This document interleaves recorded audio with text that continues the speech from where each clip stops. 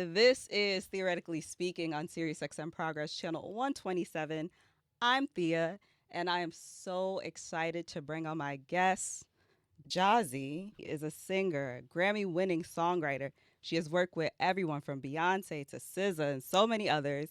Her new album, Soundtrack to Get Her Back, is out now. Jozzy, That sounds so good. I show my mouth to hear it's out now. it feels good. Congratulations. Man, thank you. How are you? I'm great now. Mm-hmm. I'm great now. Like it was been a tough, a tough 3 years. So I'm just so happy to have this project out and just actually be able to see people's reactions and even your reaction. Like I'm happy. Oh, I love that for I you. feel. I'm so excited to have you here. And today's conversation is all about evolving Mm-hmm. and adapting, which is something I think you've done successfully, going from songwriter to artist, all while navigating a constantly changing industry, right? I your face, you're like, I agree. you're here with me? I'm here with I'm you too. glad I'm glad we're here. So Yeah. but I want to dive into your story a bit more. And how did you first get into singing? Oh well, I mean, I'm from Memphis, so if you know anything about Memphis, like it's like a very Bible Belt spot, but then it's like soulful, very bluesy. My mama was an artist back in the day, Janet and the Jays with High Records. Okay. So it was like Stax Records. It was like Stax was like Isaac Hayes, and then High Records was Al Green and Ann Peoples who did I Can't Stand the Rain. That was you know what I'm saying. So Yes. like my mama was with them. So I always like had it in me my mama's blood in me. So she had me singing at all the church like choirs and things of that nature. So that's kind of how I got involved with singing, and yeah, I just always I always fell in love with just.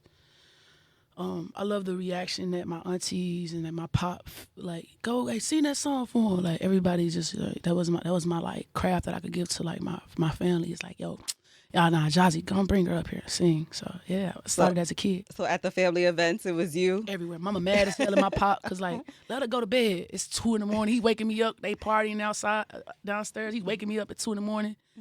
She like yo let her go. It was like some real Jackson 5 stuff. Like go to bed. Like yeah, that's how I was. Like I was always the life of the party. 3 years old.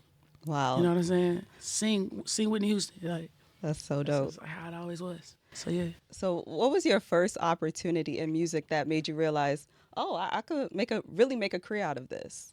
Uh, it was actually it was this artist named Agnes Monica. She was an Indonesian artist. She was like big, and this was like 2012, and Timbaland had got paid to do a whole project, but he didn't do shit. He took the money and he got this producer that I was signed with at the time, Wisdom. He did the whole project, and like we were like a dynamic duo. I was the writer and he was the the producer. And like one day I got in the studio with me and Jim Beans, who was like a legendary like writer. He did Promiscuous Girl with Nelly Furtado and did a lot of big songs and stuff. And he was like, yo, the first day I walked into the studio, he was like, come here and work on this song with me. And it was a song for Agnes. And then the way he was like vibing with me, I was like, oh snap. And then I actually did like 5 on her album after that. And so that was when I realized, oh yeah, like, oh I got something. Even though, the album really didn't do nothing or like, it wasn't an impactful album, but it gave me the confidence to know that, oh nah, I got something here. It's something special. But yeah, that was kind of when I knew I could do it. Yeah, I mean, it definitely gave you the confidence. I mean, you worked with so many artists behind the scenes as a songwriter, Beyonce, Madonna, SZA. Now that you're stepping into your own, what has that transition been like for you? Man, it's tough. And it's not tough because of me. It's tough because like I really realized that people aren't as open in 2026. People are not as open minded as you think they are. Like there was a time where like my favorite artists, man, growing up were songwriters. Like Yeah. my favorite art, I was so delusional to The Dream had the best album ever. Like Love vs. Yes. Money, bro. Like it was incredible. I was delusional to the fact that nobody could touch Neo's first album. Not even his second album, you know what I'm saying? And then Missy, she was my blueprint. I modeled my whole career out of Missy. I wanted to be a songwriter first. I didn't want to be an artist first. Okay. I literally patterned my shit after like watching her do it. But then you get in the industry and you're actually killing this shit. They want to keep you as a writer. So like people are just like, oh yeah, she's making all these songs, but then they're not treating me right. Of course, you know, like we talk about the songwriter stuff all day about that, but it was like people just like we really put each other in boxes the most in 2026 than I think ever. Yeah, you would think that we would be over that box stuff, but it's still like, man, we can't, it's hard to ingest things properly, so we have to box it up as this. And so for people to actually now start to see me as like, yeah, nah, she cold, like she really an artist, she got her own stuff going, and not saying, oh yeah, she's an artist, she's a songwriter artist. Don't like that's so disrespectful to me to say that I'm a songwriter artist to me, because you already know the play. You know what I'm saying? So I think just people really understanding that like those boxes really can harm us in a lot of ways, bro. Yeah, I'm so kind of surprised that you say that it's still like that, because you look at Victoria Monet, Leon Thomas, and that's still Yeah. a thing. Yeah, but they had to get that. They had to fight for that. Yeah, that's true. You know how long Victoria been doing this? True. She's been doing it longer than me. She been having hits longer than me. Like, you know how long Leon been doing this? Like, it hadn't been easy. This has been 15 plus years for us to actually like finally be here. But then the thing about it is when we get it, it's ours. Yeah. And that's the thing. Is like I think we had artist development. Yeah. You know, I think like Leon's had artist development, Victoria artist development, and I definitely have had artist development. So now it's kind of like I understand the ins and outs. I see where folks did it wrong, and I see where I want to be. You know, I'm not chasing virality. I'm chasing real good music. Yeah.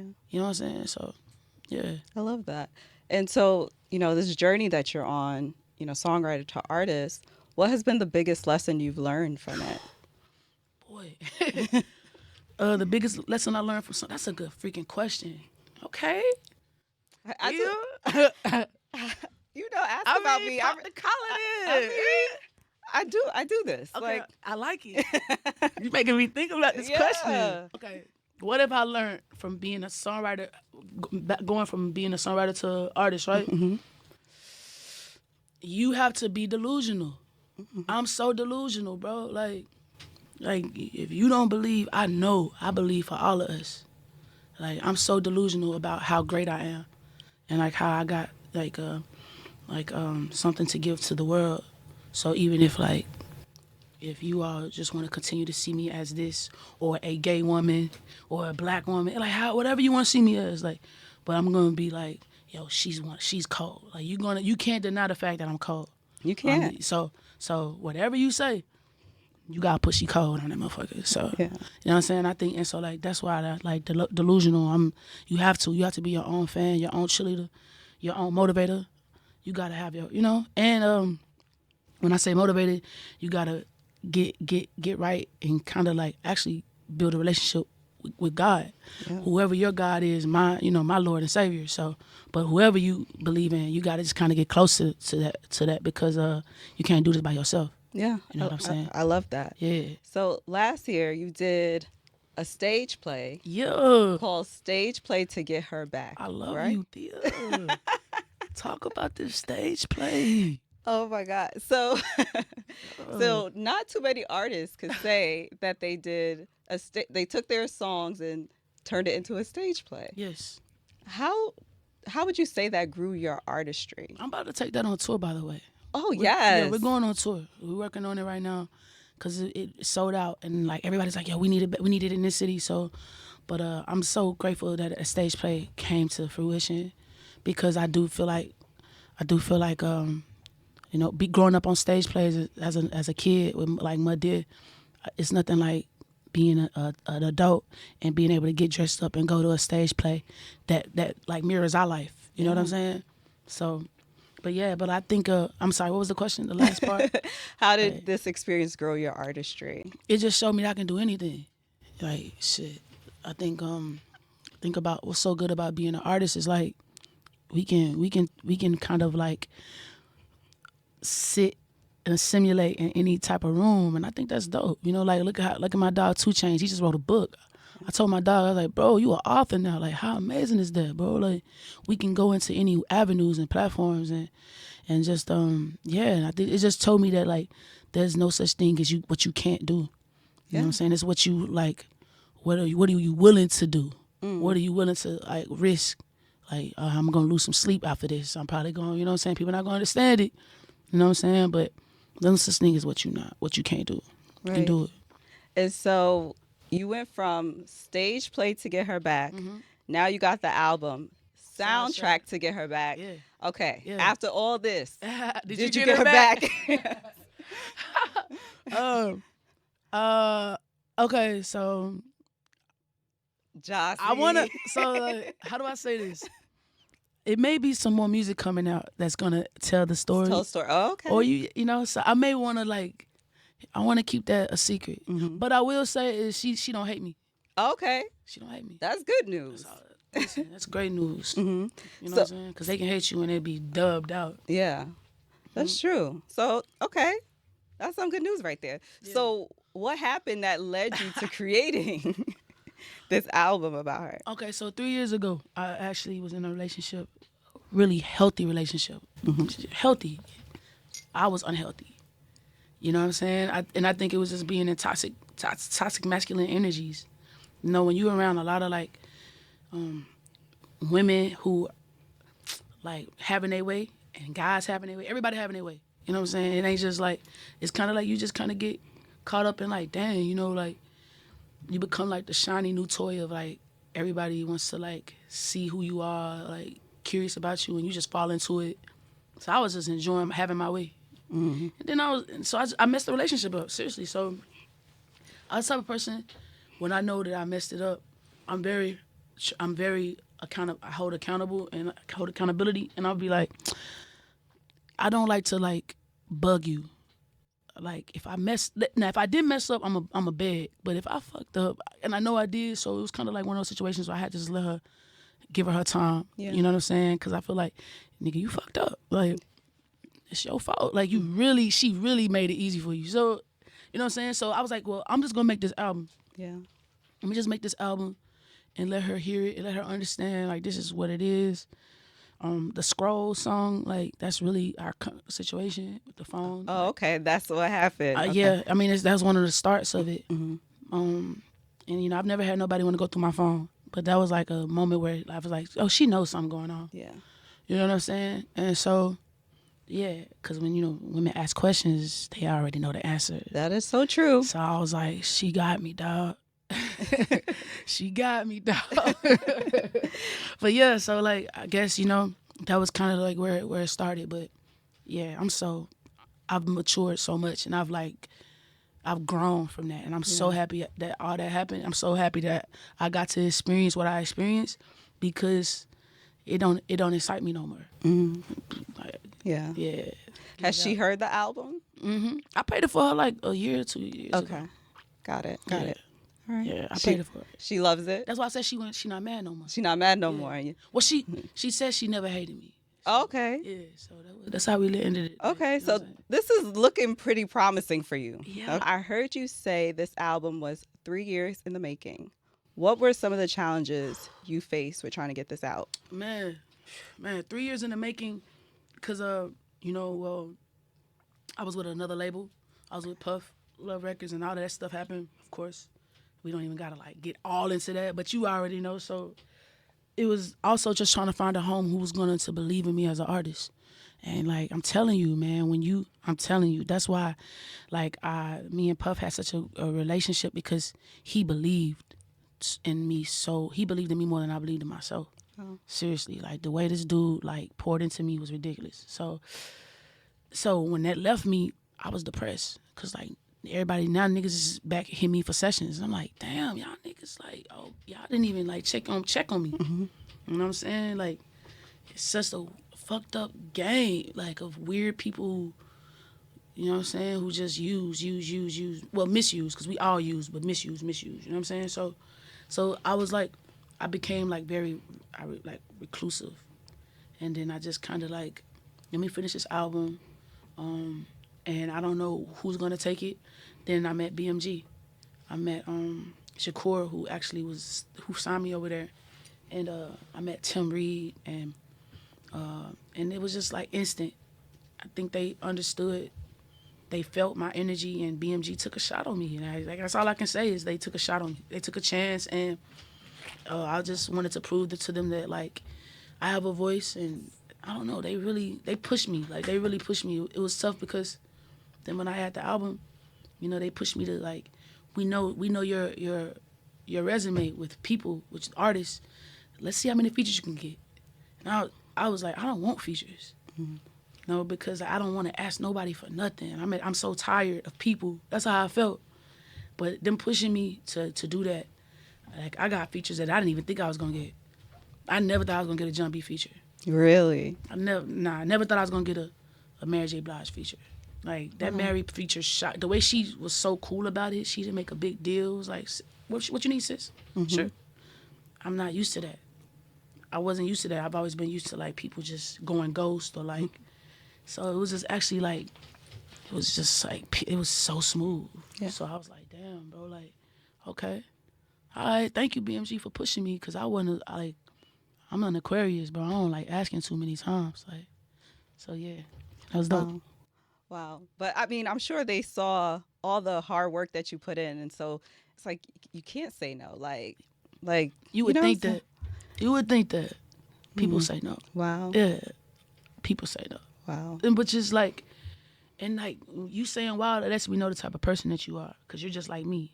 I'm the same way. Like I would be like wow, but like being in this industry teaches you that wow, believe the worst about people until they prove you wrong. Wow. Seriously. Like, you know what I'm saying? Like I give everybody a chance, but like I definitely know that, like this industry is very wishy-washy, man, and to be a good person is rare. Yeah. It's really rare. That's deep. That's Yeah. deep that you say that. So I want to talk about the album a bit more. So I love the fact that it has this storytelling element to it. Thank you. And my favorite thing Thank about you. the album is that you brought back yearning. Come on. I feel like it's a lost art in It R&B. is. Yo, I call my fans the yearners. Yes, We you yearn. do. My fans is the yearn. Shout out to the yearners, man. Nah, you gotta yearn. You gotta yearn. Yo, you got to yearn. You gotta yearn. Yearn for your boo back. You got, because like, I'm not saying be a stalker. I'm not Don't do saying like that. OD to jump. Don't OD it, but like my yearning situation was singing to my girl and let her know like, yo, I don't want to remind you about the bad times, but let's remind you about the good times that we had. Yeah. So yeah, I love that it. means a lot. Yeah. Yeah. So, but why was it so important for you to incorporate those R&B elements that we haven't gotten in such a long time? Cause that's in me. Yeah. I wasn't even trying to incorporate. It was just that's what I felt. I call my music expensive R&B, cause like I feel like every melody, every chorus is almost like you could put it on it could live on a soundtrack, on a movie. It could live on a Sprite commercial. You remember when the Sprite commercials Yes. fly as hell, and then like like it was very culturally accepted, like Yeah. culture and like products, and Right. it's just like damn, we don't even put R&B in commercials no more. Like yikes! Like the McDonald's commercial, the 2 fries, you know what I'm saying? Like all that stuff, like we don't even have like R&B in commercials. That's true. What didn't Mary do with Burger King? 2-piece, the chicken, like where, like we don't do none of that. No. It's No. just like hello, Yeah. but it's like we have to. R&B is expensive. Yeah. And I think we're bringing it back to a place where we can start selling products with this Yeah. shit, bro. But like that's all because like we have to just keep advancing your music, and that's just what I wanted to do. Like I grew up at a time where R&B was pop. Right. Like 112 was pop music. Thong song, that's R&B. That was a pop song. Like, Right. you know what I'm saying? We just grew up in a perfect 2000s was just a perfect time It of was. R&B. It was. It's like crazy. Yeah, I miss it, and I love that you're bringing it back. So, Yeah. so you have Mary J. Blige on the album, Chris Brown, John B. What's it working with them bring out of you creatively? Freedom. About freedom, because it wasn't hard. None of these songs was hard. Like the Jeremiah song was so easy. That was the last song we did. And I hit him up. He was like, pull up to the house. And then literally, I got the video. We got to post the video. In fact, I'm going to post. That's the video I'm posting. Yeah, We let us gotta see the post- video. No, but like literally we were in the studio and we just cut that. And I was just like, man, the energy between me and Jay with that song was just too easy. Yeah. And I think everything was like that. CB was freedom. It was just easy. There's nothing that we did was complicated. I think that lets me know, like, cause you know sometimes artists be like, nah, I don't like that verse. Let me come back. It wasn't none of that. Yeah. It was just easy. So Yeah. In an interview with Essence, you were talking about this project and you said, and I quote, I was just in a dark space. I think I needed to purge. I think I needed to pray. I needed to find my real purpose, and this album was that for me. Where are you now mentally now that this project is out? man, I'm giving like the highest praise. Like my mom was like, hallelujah. That's where I'm at with it, dog. What? Like, thank you. Like that's kind of where my energy is right now. I'm just so happy. Like I'm so happy and then, like I'm so glad that I'm so glad that I learned what faith is. You know what I'm saying? And I keep saying this to my friends. Like I've always been in the church, but like you don't really like your mom and your aunties and all. Like they instill it in you, but like you gotta go through something to really know how to use him. You know what I'm saying? Like we really like we still adult. Like we not grown for real, for real. No, Like we're I'm not. just getting grown. I'm really just getting grown. My mail still go to my mama's house. Like I'm just getting grown. I'm seriously. Mine too. No, Mine real too. talk. Like we Yeah. still not like I'm an adult, but I ain't really grown. So like I don't think I really had to really learn how to like have faith as much as I thought I did. Right. Then you know what I'm saying? When you go through something where you can't control, and I couldn't control none of that. Man, you gotta just either you gonna sink or you gonna Yeah, or swim. swim. Like Either or. yeah, and just be like, yo, all right, I don't know how to swim, but I know he got me. And so like that's kind of like where I'm just so like can nothing get me right now? Yeah. Cause I learned that. Yeah. I learned that. And what do you want people to take from this album when they listen? I just want them to feel good and run that back every time it ends, just run it back. That's what I've been hearing. People was like, I'm playing it 5 times already. Like, that's all I want. I don't want you to take, I just want you to take, I want you to feel good after this and feel that nostalgia and just feel like like you're fed. You know, like you can finish the album and you feel like your soul has been like fed. Yeah. Like, that's a true thing. Like, music can make you feel full. And whatever, I really hope that my album has done that. You know what I I'm think saying? so. Thank you. I definitely ran Okay. it back, kept running it back. Yeah, what's your Okay. favorite song? Here Here we go. I have a few. Okay. Put on the I spot. Can. Oh. True to Me. Oh, she know him by heart. Lonely Room. Oh, I love her. And She know him by heart. Santa Monica Bar. Those are my faves. She Bam. knows her fucking songs, bro. Yep. I don't play. I really do this. What's your song? Capricorn. Oh. Oh, what's that mean?